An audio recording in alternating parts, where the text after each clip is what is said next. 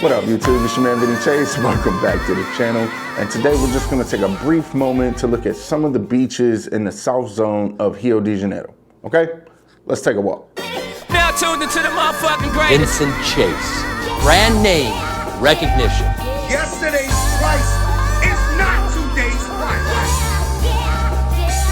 Okay, so there's not really an official playbook on how to approach the beaches around here, okay? And there are plenty of them to choose from. But in this video, we're kind of gonna focus on the main four in the South Zone, okay? And that is gonna be Leblon, Ipanema, Copacabana, and Leme. And we're gonna start over at Leblon. Now, we tend to get to Leblon semi-early, okay? And Leblon is in a part of town that kind of tailors to like a mid-30s, you know, working class, you know, I got a good job and, you know, I live in a nicer area type of person, right? And the beach kind of reflects that same type of attitude. Like, it's not overly crowded, it's not loud with music, you don't have like a lot of weed smoke over there. It's just kind of like a chill, tranquilo place, and it's really just a mild vibe on Leblon, okay? That's one of the main beaches that I go to when I go chill with the chicks. Now, if you want to move a little bit east of that, you're going to run into probably what's the second most popular beach down here, which is Ipanema. Now, Ipanema is a lot more exciting than what Leblon is. Ipanema is kind of like the tourist beach, but yet it still has a local vibe to it, okay? Meaning like the younger tourists come out and hang out over here on this beach, and like the younger, you know, hipster, fashion, trendy crowd, that's what the word I'm looking for, the trendy crowd comes to hang out on Ipanema. All right. And that's mainly because they've got a series of nicer beach club style restaurants here on Ipanema, more so than any of the other beaches that you're going to find around here. Now, coming off of Ipanema and moving a little bit more south, coming over to the east side, you're going to fall through a place called Aporador. Now, Aporador is a beach that appeared to me was more family oriented. Like, I saw a lot more kids over on Aporador, and just kind of like more elderly people just cooling out, chilling, all right? And one thing about Aporador is it gets really popular around the sunset time. Like, people start to congregate out on the rock here to just watch the sunset. Now, moving past Aporador, you get into the most popular beach, which is Copacabana. Now, Copacabana, to me, feels like also one of the longer beaches.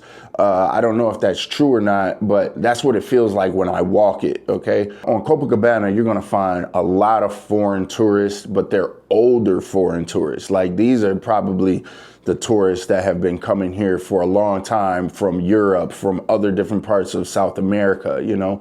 And one of the things also about the beaches around here is like the barracas, which are like the tent stands that you see on the beach. They're gonna be flying flags, okay? And a lot of times those flags, to me, seem to represent the tribe that, you know, tends to hang out on that beach, okay? So if you see like, you know, the Portugal flag or the Uruguay flag or the Chile flag, it's, you know, kind of where you find those people on the beach, you know? I'm not saying that this is 100% foolproof, but this is generally the way I found it to be. And the thing that kind of tipped me off to that being true was moving down to my favorite beach past Copacabana. You're gonna find Leme. Now, Leme is really kind of like the local beach, okay? It's nicknamed Rasta Beach because it's like Black Beach, okay? Like, you're gonna find all the cool kids here, okay? Like the cool local kids, like this is on the end down there. This is kind of like on the edge of the tourist zone, but it's still like in the tourist zone, you understand? And like, you're gonna see music going over there. You're gonna see like, you know, the football games over there. Like, you're gonna see football games going on other beaches too, especially like Copacabana and like Ipanema. But like over here, you know, like they got the music banging, they got the weed smoking, they got like, it's a party over here, it feels like. And this beach gets really, really crowded as well, right? Like Ipanema gets really crowded, but Leme gets really crowded where you're gonna be stepping over people and kind of trying to fight for a little spot. So any of these beaches that you come down to, you kind of want to come get a early spot, especially on the weekends, right? Because they definitely get busy in the summertime.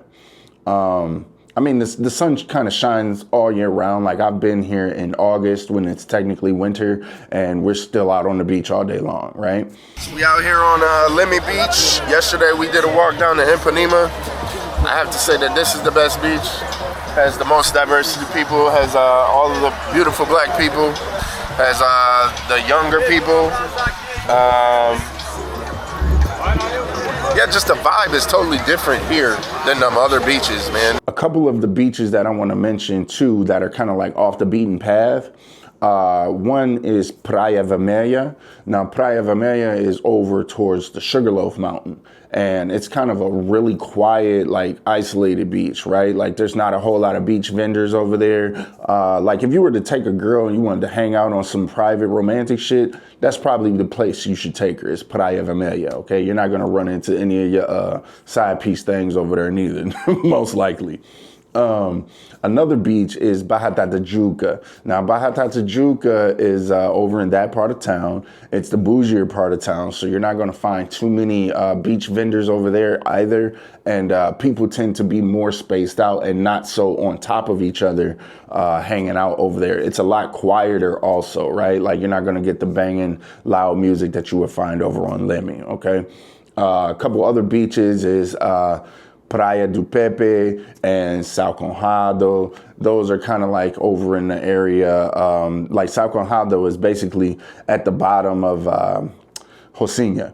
So a lot of the residents there come hang out right down at São Conrado. You also got the beach over at Vidigal. Now, this is a private beach too. Well, it's not like a private beach, but it's like an isolated, quiet beach, right? Like, it's not going to be super busy like any of the other beaches.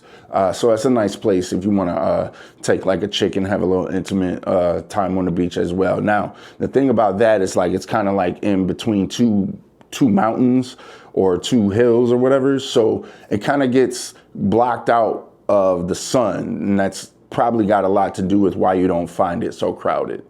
All right. So that's going to wrap it up for our little beach guide today, man. And come on down, get you some caipirinhas, make you some local friends, and just enjoy yourself, man. It's really, no beaches in the world are like the beaches in Rio. And I've been to a few places to be able to say that. So I'll catch you guys off in the next video, man. Peace.